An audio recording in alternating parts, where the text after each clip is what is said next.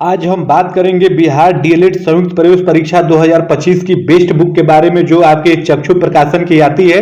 अगर आपको बिहार डीएलएड संयुक्त प्रवेश परीक्षा 2025 की परीक्षा देनी है, उस परीक्षा में आपको अच्छा करना है, सरकारी कॉलेज आपको चाहिए, तो ये बुक आपके लिए रामबाण साबित होगी। क्योंकि इस बुक में आप देखेंगे हर एक टॉपिक को काफी अच्छे तरीके से सरल भाषा में आपके लिए समाहित किया गया है, दिया गया है। तो आप इसको एक बार लेके पढ़ेंगे तो अपने आप को बहुत मजबूत स्थिति में पाएंगे, और किसी भी परीक्षा को एकदम मजबूत स्थिति में अपने आप को पाने के लिए प्रैक्टिस सेट भी लगाना काफी महत्वपूर्ण हो जाता है। तो आप देखेंगे कि चक्षु प्रकाशन का आपका प्रैक्टिस सेट भी आता है दोस्तों। तो अगर उसको लेके भी आप हल करते हैं तो और आप अपने आप को मजबूत स्थिति में पाएंगे। और ये बुक आप देखेंगे आसानी से आपको फ्लिपकार्ट, अमेजन, स्नैपडील और इनके वेबसाइट पे जाके भी आप वहां से ऑर्डर कर सकते हैं। आपको घर बैठे ये बुक आपको प्रोवाइड करा दी जाएगी।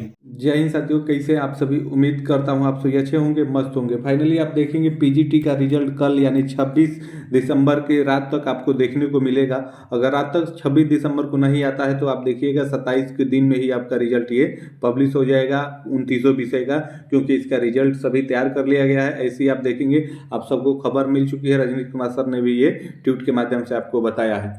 तो इस वीडियो में हम बात करेंगे पीजीटी बॉटनी के बारे में। हालांकि मैंने शॉर्ट्स वीडियो के माध्यम से आपको बताया है कि पीजीटी बॉटनी का कट ऑफ जो आप देखेंगे एकदम मिनिमम रहेगा, क्योंकि इसमें अभ्यर्थियों की संख्या बहुत कम है और सीट आपके बहुत ज़्यादा है मेरे भाई।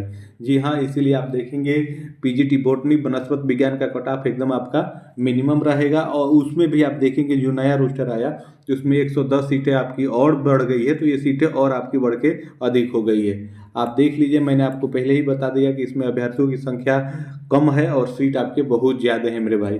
स्टेट पास अभ्यर्थी आप देखेंगे बॉटनी विषय से केवल 563 ही हैं।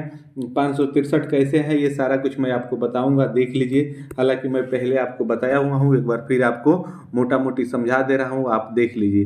यहाँ पे बॉटनी में आप देखेंगे टीआरई 1 के बाद ये आपका स्टेट हुआ था, जिसमें आपके 2388 अभ्यर्थी ने अप्लाई किया था और आपके 2023 ये आपके पास हो गए। इतना तो आप समझ ही गए होंगे, ये डाटा ऑफिशियली रूप से आपका उपलब्ध है, वहाँ से आप भी डाउनलोड करके देख सकते हैं। ये टीआरई 2 का आप देखेंगे फाइनल रिजल्ट है। फाइनल रिजल्ट में बॉटनी विषय से आप देखेंगे 1460 लोग आपके सिलेक्ट हो गए 2023 में से।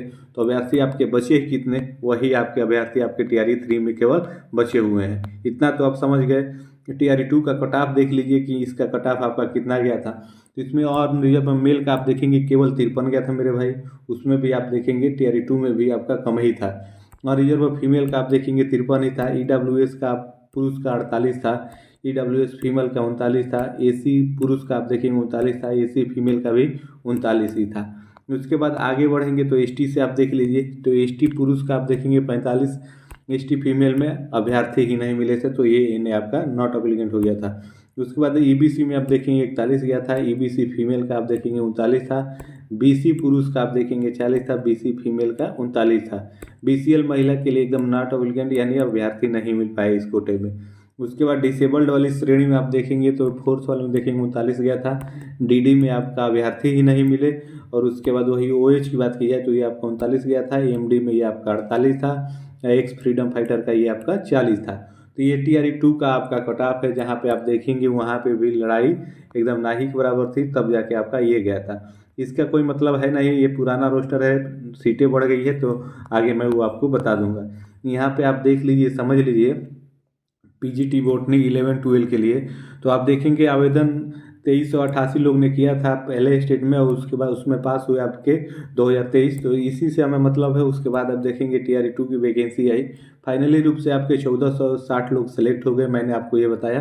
तो कंपटीशन आप देखेंगे कि 1.38 ही का था, ना ही के बराबर कहा जाएगा, क्योंकि एक सीट के लिए एक अभ्यर्थी वहाँ पे भी थे। क्योंकि आप देखेंगे कि 2023 आपके स्टेट पास अभ्यर्थी थे, 1460 आपका सीट था। तो 2023 अभ्यर्थी स्टेट पार्ट से, उसके बाद अगली स्लाइड यहाँ पे देख लीजिए, 2023 आपके स्टेट पार्ट से पास थे, उसके बाद 1460 सेलेक्ट हो गए। तो इसको इसमें से घटाएंगे तो आप देखेंगे 563 अभ्यर्थी कौन आपके टीआरई 3 में बचे हुए हैं, जिन्होंने अप्लाई किया है बॉटनी यानी वनस्पति विज्ञान से। इतना मैं आपको अच्छे से पहले ही समझाया हुआ हूँ, बताया हुआ हूँ। ये पुराना रोस्टर है, 1375 सीट था, नया बढ़ के आ गया है। एक स्लाइड मैं ऐड किया हूँ इसमें, तो इसको देख लीजिए, यहाँ पे आपको समझ में आ जाएगा। वनस्पति विज्ञान का नया रोस्टर आने के बाद आप देखेंगे पुराने रोस्टर में तो 375 सीट चाहिए, आपको मैंने बताया है। नए रोस्टर में आप देखेंगे ये 1485 हो गया है और पुराने रोस्टर में आपका 1375 था। तो बढ़ी सीटें आप देखेंगे 110 सीट और आपकी बढ़ गई है। और स्टेट पास अभ्यर्थी आपके बोटनी विषय से केवल 563 है। तो कंपटीशन आप खुद देख सकते हैं, यहाँ पे क्या ही कंपटीशन, कुछ है ही नहीं, क्योंकि 1485 आपका सीट है और 563 अभ्यर्थी हैं। तो कंपटीशन आप देखेंगे बहुत इसमें नहीं है, नहीं कह के चल सकते हैं। तो इसका कट ऑफ आपका मिनिमम रहेगा, ये देख लीजिए। अनरिजर्व का थोड़ा ऊपर इसलिए हो जाता है 50 से ऊपर, उसमें आप देखेंगे अधिकतर अभ्यर्थी और नीचे से भी जिनका अधिक नंबर आता है वो इसी में आ जाते हैं। तो इसलिए आपका अनरिजर्व बोटनी विषय में मेल के लिए आप देखिएगा 50-55 के बीच में रहेगा। और महिला का भी वही 50-55 ले लीजिए। जैसे मान लीजिए कि इसमें पुरुष वाले में बात करूँ मैं कि अगर 55 चला जाता है तो महिला का वहाँ पर आप देखेंगे कि 52 या 51 रहेगा, यानी 2-3 नंबर का डिफरेंस महिला पुरुष में आपको देखने को मिलेगा। उम्मीद है समझ रहे होंगे। उसके बाद EWS का 45 से 50 बहुत अधिक है, इससे कम ही हो जाएगा, अधिक नहीं होगा। EWS फीमेल में आप देखिए 40 से 45 यही रहेगा। BC में भी 40 से 45 के बीच में ही रहेगा मेरे भाई। मैं 40 से 45 इसमें भी लिया हूँ, इसमें भी लिया हूँ, तो यूँ ना समझिएगा कि सिमिलर हो जाएगा। ये भी हो सकता है कि इसमें आपका 44 हो जाए और ये BC वाले में आपका 43 हो जाए। इस प्रकार से मतलब इसके रेंज में रहेगा, कहने का मतलब ये है। और BC फीमेल का बात करेंगे तो वो 39 से 42 एनफ है, इससे अधिक नहीं रहेगा, अधिक कम ही रहेगा। और EBC की बात करें तो ये 40 से 45, क्योंकि EBC में सीटें कुछ ज़्यादा ही हैं, तो यहाँ पे इससे भी कम आपका हो सकता है, महिला पुरुष दोनों में। यहाँ पे महिला का 39 से 42 में लिया हूँ। और SC ST का क्या ही कहा जाए, ये आप देखिएगा 39-40 पे हो जाएगा। हालांकि मैंने 39 से 42 लिखा हुआ है और आप देखेंगे कि ST में मैं 40 से 45 लिखा हूँ, इसमें 39 से आपका 42। तो ये दोनों आपका मिनिमम पे हो जाएगा, यानी 39-40 नंबर पे आपका हो जाएगा। और आप देखिएगा महिला के लिए तो यहाँ पे नॉट एप्लीकेंट ही हो जाएगी, क्योंकि अभ्यर्थी ही नहीं मिल पाएंगे इस कोटे में। तो उम्मीद है आप समझ गए होंगे।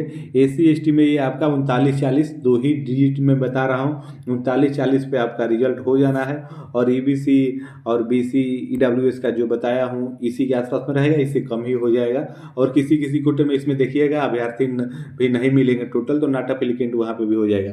लेकिन अनरिजर्व का यही 50 से 55 रहेगा। 55 लिखा हूँ, इसका मतलब ये नहीं है कि 55 तक चला जाएगा।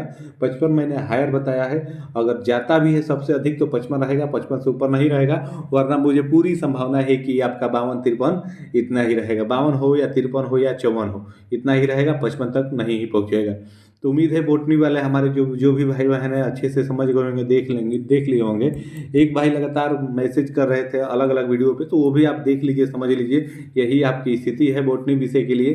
तो आपका इतना ही रहेगा मेरे भाई, उसके लिए आप तनिक भी परेशान ना होइए। अगर आप कट ऑफ को नहीं मानते हैं तो जो मैंने आपको सारा डाटा बताया है, ऊपर तथ्य बताया है, ये ऑफिशियली रूप से है, इसको आप देख लीजिए, समझ लीजिए, इसके बाद आप खुद भी अनुभव कर लीजिए। अगर ये कट ऑफ को आप नहीं मानते हैं कि भाई आपने जो बताया है इतना नहीं जाएगा, तो इसको तो मानते हैं ना, इसमें तो आप देखेंगे कि कोई गलत नहीं है, जो सही जानकारी है वही मैंने आपको प्रोवाइड कराई है। तो अगर बोटनी विषय से आपने परीक्षा दी है तो आपके कितने नंबर आ रहे हैं कमेंट करके बताइएगा। और इसका रिजल्ट कल शाम को जरूर आपको देखने को मिलेगा मेरे भाई। तो आज ही की अंतिम रात है, कल आपका रिजल्ट एकदम कंफर्म आने वाला है। तो कल रिजल्ट आएगा तो आप मैसेज करके जरूर हमें अवगत कराइएगा। और कल शाम या रात तक नहीं आता है तो आप देखिएगा 27 के दिन में ही आपको जरूर इसका देखने को मिलेगा। तो फिर मिलेंगे अगली अपडेट में, तब तक के लिए आप सभी को जय हिंद, धन्यवाद।